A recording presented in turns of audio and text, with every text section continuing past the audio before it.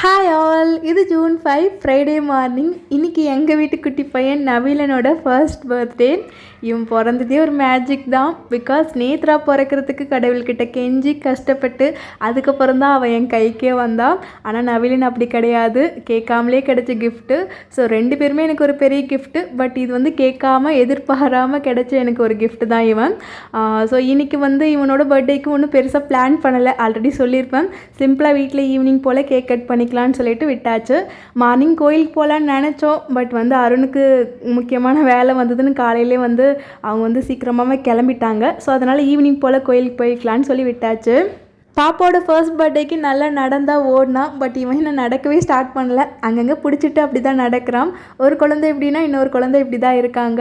So morning breakfast வந்து கடையில் order போட்டிருந்தோம். நான் ஆல்ரெடி சப்பாத்தி சென்னா மசாலா பண்ணிட்டேன் எங்களுக்கு.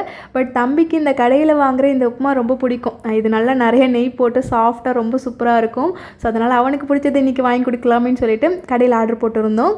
பட் இன்றைக்கின்னு பார்த்தா அவங்க பார்சல் எடுத்துகிட்டு வரும்போதே சாம்பார் கவர் மட்டும் ஓப்பன் ஆகி அந்த கவர் ஃபுல்லாகவே ஊற்றிடுச்சு. பட் உப்புமா மட்டும் சேஃபாக இருந்தது. ஸோ அவனுக்கு உப்புமா ஊட்டி விட்டுட்டு நாங்கள் சப்பாத்தி சாப்பிட்டுக்கிட்டோம். ஸோ அதுதான் கேஸ், பாய்.